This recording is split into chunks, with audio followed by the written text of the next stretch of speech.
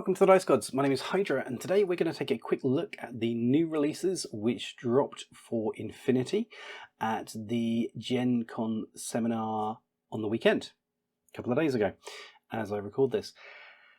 Now, I have already done a video yesterday. There's a link in the top now, looking at the announcement for N5. So I'm not going to be covering that in any detail. I've already done that one. There are new things coming out all the time. We're already hearing about changes to armor saves, for example, bringing them in line with the other dice rolls that you make in the game. So I'm not going to be talking about those here. We will do more videos on that as more information comes out, but not just going to keep spamming you guys with videos every time one leak happens. That would just be rude. Anywho, so we did get a whole load of new stuff and new announcements at GenCon. And we're going to run through it. Some new, some old, some borrowed, some fantastic. So let's dive into it. I'm actually going to start somewhere different to where the presentation started. So we're going to start with the support pack for O12, which is for the Torchlight Brigade. This is kind of a really important one for Torchlight because it contains some of the really, really useful profiles that we're currently missing. And a lot of Torchlight players were sort of proxying. So specifically the Kludges resolution team. So you have a pair of those in this box. One with boarding shotgun, one with submachine gun. The boarding shotgun is your engineer, Panzerfaust, blah blah blah, all that good stuff. So there's your engineer for this outfit.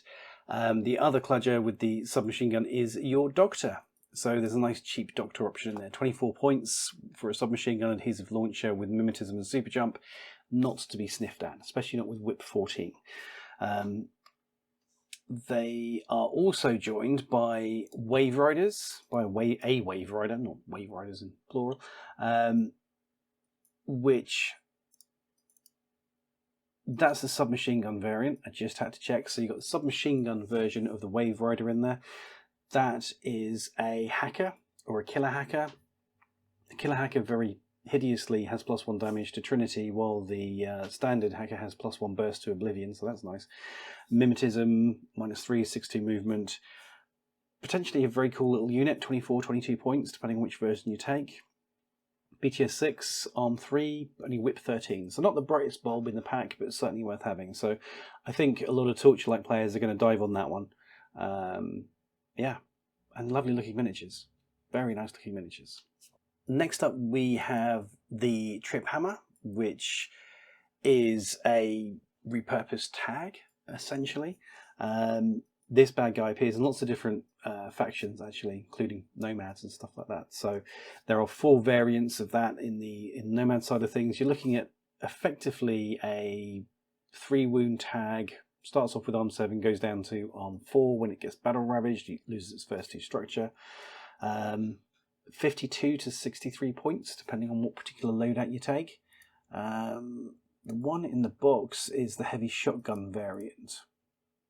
So, yeah, that's either a heavy shotgun with Mark 12, because of course, or a heavy shotgun with Flaming Spear +1 burst and Panzerfaust +1 burst. BS 13, say Arm 7, Whip 12, not that you're going to need it, +1 damage. CC attack anti-material is nice. Only dodges on a 9, understandable. Immune shock, attack aware, and transmutation, so it degrades when it gets below those 2 structure. Gorgeous miniature. Very, very useful. I'm a fan of tags, so it's nice to see more in the game. And yeah, that's the Triphammer. Next up, we have Samsa, who is a NA2 freelance operator. This is a release of a standard miniature for the one that came in the ITS packs this year. Yeah. Samsa is useful where you can take him. I'm not really going to say too much because we've already kind of talked about, well, he's been talked about to death, let's put it that way, in certain sectors. So yeah, it's a nice miniature to have if you didn't win one at the ITS tournaments. Next up, we have the Not tag for Ariadna, the Ratnik. We have one of these already that came out with the Ariadna Tartary Army Corps box with a boarding shotgun. This is the alternate version with the AP Spitfire, which is AP Spitfire +1 burst, Panzerfaust +1 burst, Flaming Spear +1 burst, 450 points and 1.5 SWC on an Arm 6 chassis with 2 wounds. It's actually heavy infantry, it's not actually a tag despite appearances. Pokey little unit, actually. I haven't seen many of them around though, to be fair. Maybe with this loadout it'll happen, but yeah, they're a cool unit. I like them, I like the look of them. I owned one at one point, I wanted to paint it, but I just, didn't happen. So maybe I'll treat myself and pick one of these up. It's good that they're bringing it out in its own box anyway. It's going to be nice to see more of these, hopefully, on the board somewhere soon. And definitely one that Ariadne players should consider treating themselves to. Whether this one's going to be in thermoplastic or metal, though, I don't know. It'll be interesting to see. Anyway, next. Right, let's talk about the Mukhtar. So, for a long time, hack players have been calling out for the Red Fury variant, and here he is. Ta-da! So, Mukhtar, BS13, 1 arm, 1 wound, mimetism -3, forward deploy +4 with no wound in cap, immune to shock. Murder dude, basically. That's where you're at. The Red Fury variant of this is 36 points and 1 SWC because it comes with MSV2, because of course it does. So MSV2 Red Fury, definitely not to be sneezed at, especially when you've got the forward deployment and you've got the mimetism and you've got that no wounding cap. Very handy unit, definitely one that hack players are going to want to pick up, and to be honest, quite a pretty one as well. I do like that miniature. Unfortunately, Lilith plays hack, so that's not coming my way, and therefore I'm not going to show it to her, because she doesn't need more pretty miniatures. Next up, we have more hacky goodness. This time we're looking at Assassin Fidei, a character version thereof, Hussein Al-Djabel. Yeah, cool unit. He's a Fidei, of course he is. I mean, the miniature's stunning. If you've not seen these guys around, you're looking at an impersonation unit that can therefore drop into your enemy deployment zone and cause havoc. He's bringing a rifle, light shotgun and smoke grenades with him, because of course he is. 33 points and 0 SWC with a viral CCW and a pistol on there too. On top of the impersonation, he also has martial arts level 4, which is tasty when added to his CC23. Stealth, of course, dodge +1, and BS attack continuous damage. Yes, obviously, phenomenal. So, all on a whip 15 dude. So, 33 points, your mileage may well vary, but if you're not happy just having one Assassin Fidei in your vanilla hack, or I can't actually remember how many Assassins can take. So like 2. So if you want more than 2 Fideis in your Assassin sectorial, you now can, you lucky ducks. Yeah, cool miniature. More Fidei for your hack, never a bad thing. Right, last but not least of this particular section, we're going to look at the Beast Hunter, which finally gets a miniature, which is phenomenal. These particular rage-inducing horror machines have been long due a miniature. If you've not had the joy of facing these are dirt cheap, between 9 and 16 points, come with heavy flamethrowers, Panzerfaust with pluses to their damage, flaming spears with pluses to their damage. They can have tactical bows, AP mines. They have mimetism. I think they have single-use camouflage in some circumstances. But they have single-use. No, they have standard camouflage, not single-use. So you can have these camouflage with flamethrowers and Panzerfaust and all this kind of thing, and get change out of 20 points, which makes perfect sense. But they are only BS 11. They do have mimetism -3 as standard, stealth. They do have super jump, terrain total. They're one of these units that has loads of stuff in it, and if you can get them in a list, I'd almost not be sure why you wouldn't. Plus, look at the miniature. Spoil yourself, get one, amazing. And they tie into the last thing we're going to talk about, which is the JSA Resurgent. So, as you may well have heard in our video about N5, JSA is going to be one of the main factions coming into that. So it's going to drive the story, and because of that, they're getting a whole load of new stuff.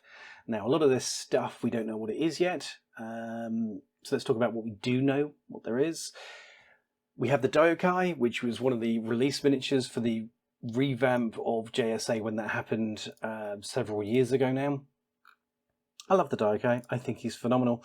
Arm 5, 2 wounds, no wounding cap, +1 damage on the BS attack. What they lacked previously is they were restricted to multi-marksman rifles and Red Furies, which was okay. But now they're getting a heavy machine gun because, yes, they are. Which, I mean, it's a death machine. This guy's an absolute death machine. BS 13, he's got NCO built in as standard. The current profiles are 48, 49 points on 1 SWC, so I'd imagine we're going to see this guy somewhere in the 50s with an HMG. I don't think that's unreasonable for him. Effective 3 wounds, 5 armor. He's a tanky little dude, and he does a lot of work, so phenomenal to see him get some new toys and some buffs and such things. Next up, we have the revised miniature for the boss man for the Domaru, Takeshi Neko Oyama, which I'm probably going to slaughter a lot of these pronunciations, but here we are. Chain rifle, EM grenades, he can be a lieutenant, berserk +3, BS attack +1 damage, CC, he's a beast. 3 arm, 2 wounds, BS 12. Not that you particularly need that with the chain rifle, but it's good if you want to use your breaker pistol, I guess. There's that option. He also has EMCC weapon and DACC weapon, which is cool, with his CC 24 and his martial arts level 3. So, and his tactical awareness as well, so he gets that bonus order too. 29 points for him as it stands. Very cool, and a much nicer miniature. The old one is showing its age. The next thing they showed us was the reinforcement pack that is coming for JSA. We don't really know much about these. Let's slaughter this as best we can. With the Sohai, so I'm going to pronounce it, submachine guns and AP shock weapons. I guess we're looking at specialists here, or CC monsters, one or the other. The fact there's going to be 2 of these in the pack, because we've got 2 3D sculpts, yeah, I'm guessing they're going to be cheap and violent. The Kyosho, that's a hacker. The handout, goggles on, it's a hacker. Genbutai, we have 2 of these, a Red Fury and a boarding shotgun. They look to me like medium infantry, so I'm guessing they're going to be quite tough with quite a lot of damage output. The fact there's a multi-rifle in there as well. They don't, to me, look big enough to be HI, but who knows. Either way, they do look funky, although they do look very hack-esque to me, which is interesting. So, those are all the new miniatures we've got there. Even though I've talked through the stats of the ones we already have, I'd probably take it with a pinch of salt, to be honest with you, because we don't know really what we're going to get when N5 drops and how these profiles are going to change. So, who knows? But it's going to be good that JSA, the Japanese Successionist Army, are finally going to have their own reinforcements pack, especially because reinforcements is being redone with N5. We're starting to see some of the cards appearing out there as well, and showing off some of the things that are changing inside the rules. And yeah, there seem to be a couple of buffs going JSA's way as well, in the way of, I think, ballistic skill on their cheerleader dudes, on their Kaisotsu, but don't quote me on that one. I seem to recall seeing that kicking around. So yeah, JSA are going to get a full revamp, and the miniatures are looking stunning, but still distinctly, for the most part, JSA. Aside from that, some good toys for pretty much everybody, especially if I think if you have got Torchlight, then that support pack is a must buy. But aside from that, what did you guys think of the releases which were announced? Anything that you wanted to see? Anything that you were surprised by? I think for me, the fact, I mean, it's good that we've got a new Ratnik, but yeah, that was a bit odd in certain ways. The opportunity to showcase everything new, and then we got a new Ratnik, which was kind of, we already had that, and the same with Samsa. I get it with Samsa because it was a limited, but yeah. But the Triphammer was cool. The support pack for, as I say, for O12 was a must-have. And Mukhtar, it's nice that the hack guys are going to get something for themselves. But yeah, what do you guys think? What do you think about the new designs? Which are you looking forward to getting? Which do you love the most? Which do you hate the most? Let us know in the comments. Thank you as ever to our channel members and our patrons. You guys rock. Joe Rogers, love in your face. Aside from that, if you've watched this, please like, share, subscribe, send it out to all of your friends, and consider joining up as a member and helping us do even more videos. And we will see you again soon.